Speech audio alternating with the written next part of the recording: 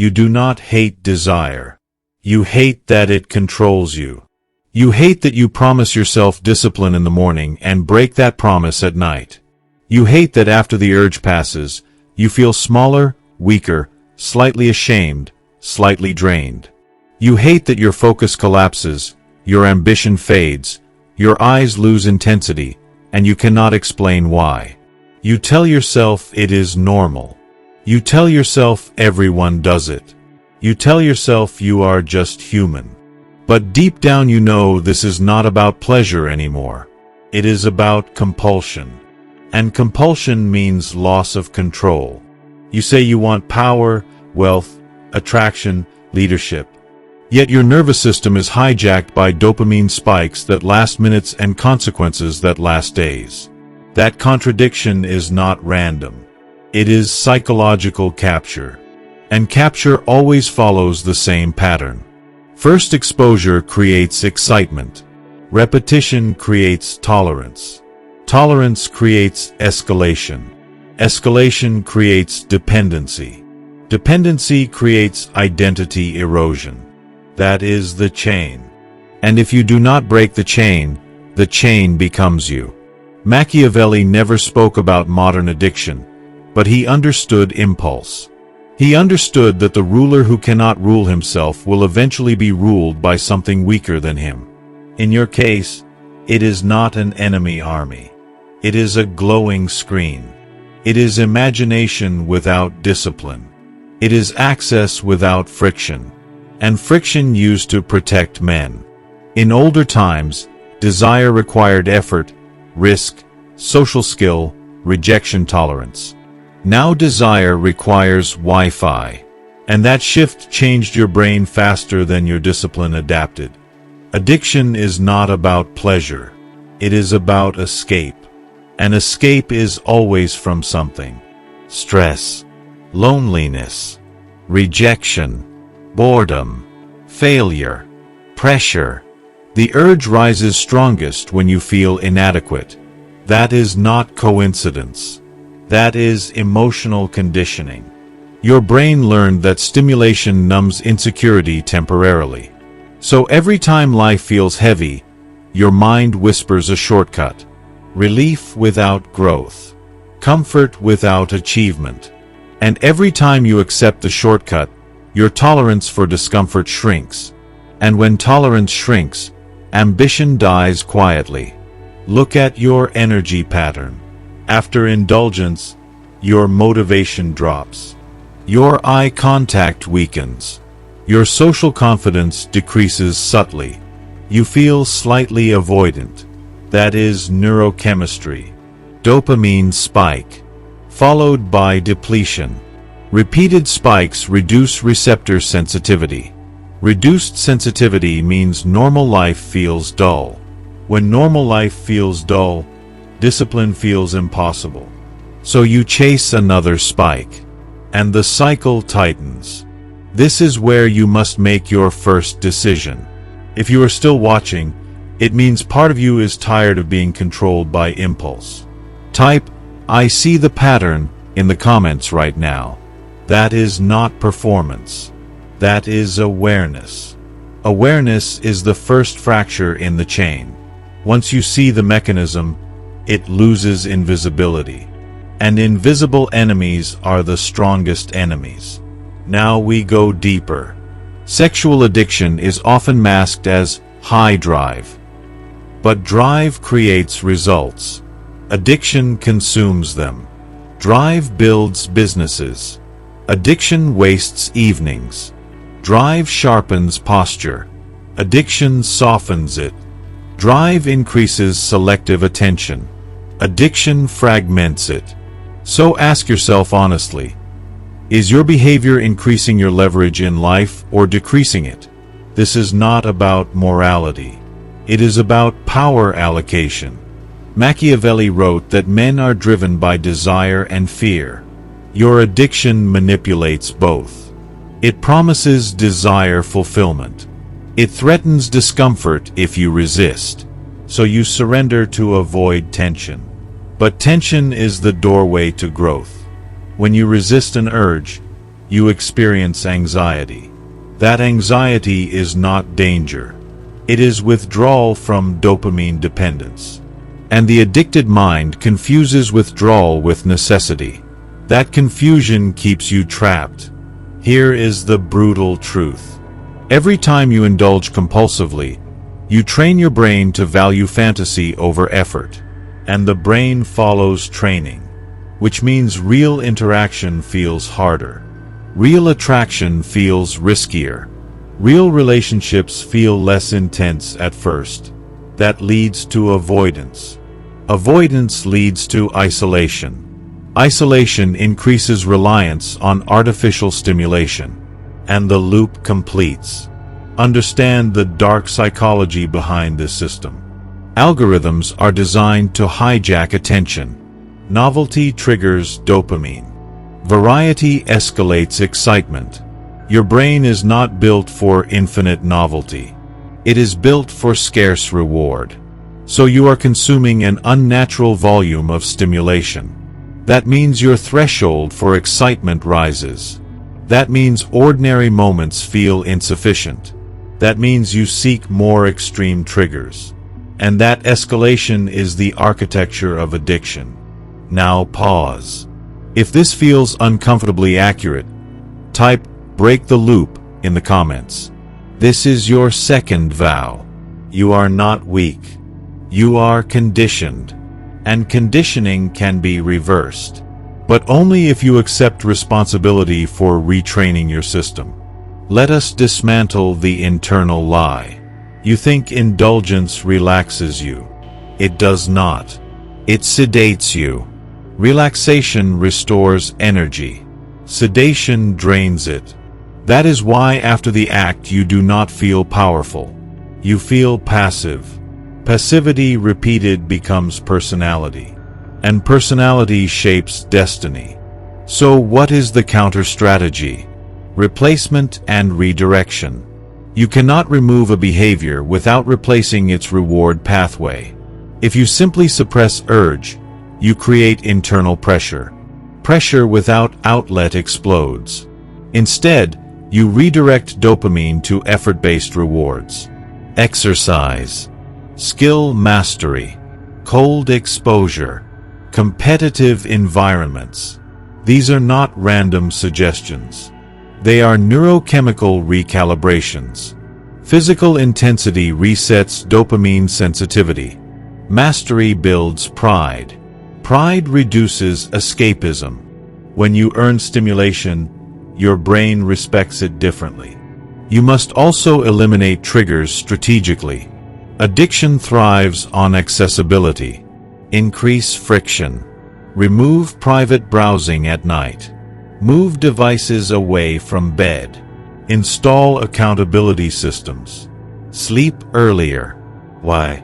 Because impulse control drops with fatigue. Most indulgence happens when willpower is low. So design your environment to protect you when you are weakest. Power is not willpower alone.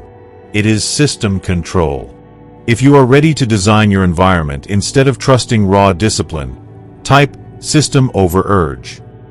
That is vow 3. You are shifting from emotional reaction to structural command. That is how strategists think. Now examine identity. If you secretly label yourself addicted, undisciplined, weak, your behavior aligns with that label. But if you shift identity to disciplined and training, your actions change. Identity precedes habit stability. So every morning reinforce identity verbally. I am building control. Simple language. Repeated daily. Neural pathways adjust to narrative. And narrative directs choice under stress. The next layer is emotional awareness. Most urges are not sexual. They are emotional discomfort seeking anesthesia. So the moment urge rises, do not fight immediately. Ask, what am I feeling? Bored? Rejected? Anxious? Overwhelmed?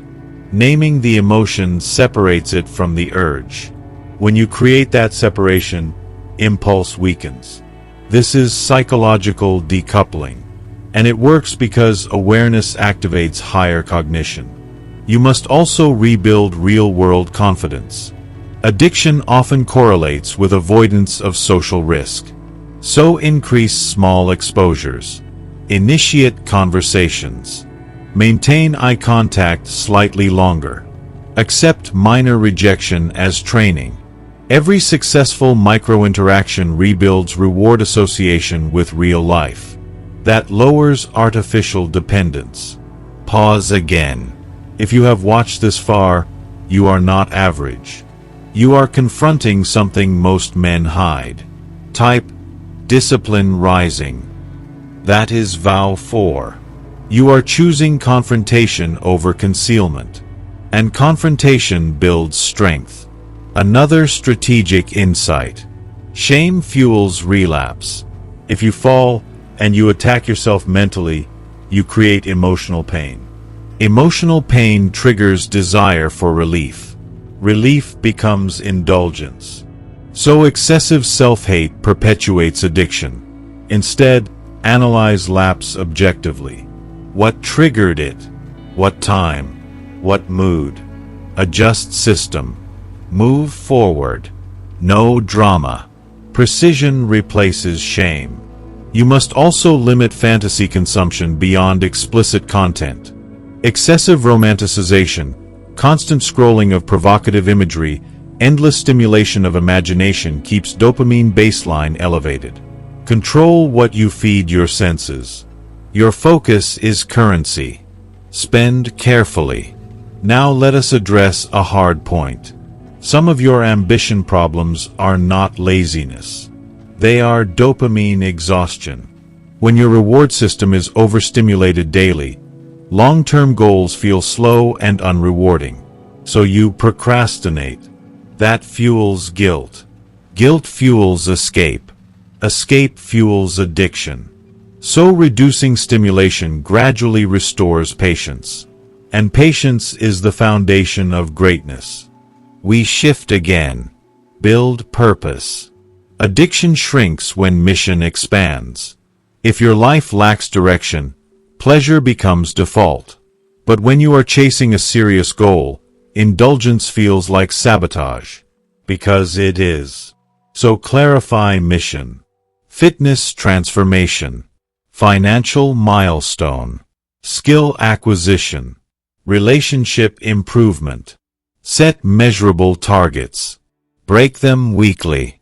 Progress produces dopamine sustainably. Sustainable dopamine reduces craving for artificial spikes. If you are willing to commit to one clear mission for the next 30 days, type mission locked. That is vow 5. Commitment narrows focus. Narrow focus builds power. Let us confront reality. Sexual energy itself is not evil. It is fuel. But fuel must be directed. Transmutation is not mystical. It is focus reallocation. When you feel urge, convert energy into movement immediately. Push-ups, sprint, journal, cold shower. Interrupt pattern before imagination builds momentum. Momentum is the true enemy. Break it early. Build accountability partnerships if needed. Secrecy strengthens addiction. Exposure weakens it. Choose one trusted individual. Share goal. Weekly check-in. Not emotional confession. Strategic review. Did you execute? Did you fail? Why? Adjust. Continue. Now understand the timeline. Rewiring takes time. Initial days are intense. Urges spike. Mood fluctuates. Focus may dip temporarily. That is recalibration. After stabilization, clarity increases. Confidence slowly returns. Eye contact strengthens. Voice deepens subtly because self-respect rises. And self-respect is magnetic. Pause one more time. If you commit to 14 days of strict recalibration starting now, type 14-day reset. This is vow 6. This is not fantasy. It is measurable action. Track days. Track mood. Track energy. Last layer. Forgive your past self, but refuse to protect his weakness. That version coped with tools he had. You now have awareness. Awareness demands elevation. Machiavelli would say control your appetites or they will control your future. You are not trying to eliminate desire. You are trying to master it. Mastery creates freedom. Freedom creates power. Ask yourself, what would your posture look like if you were fully in control? How would you speak? How would you walk? Visualize it daily. Then act slightly closer to that image each day. Identity alignment compounds. You wanted to outsmart everyone. Start by outsmarting your own impulses. Because the man who conquers himself becomes difficult to manipulate. He becomes steady, focused, intentional. His attention no longer fragmented. His energy no longer leaking. And when energy stops leaking, ambition ignites. When ambition ignites, respect follows. Not because you demand it, but because your presence communicates restraint. And restraint is rare. Final vow. If you are done being owned by a habit that steals your potential, type, I command myself. This is not motivational noise. This is identity reconstruction. From today forward, you measure progress weekly. You reduce artificial stimulation. You build physical intensity. You increase social exposure. You align with mission. You analyze relapse without drama. You protect sleep. You guard your attention. This is how you dismantle addiction strategically. One decision. One system. One disciplined day at a time.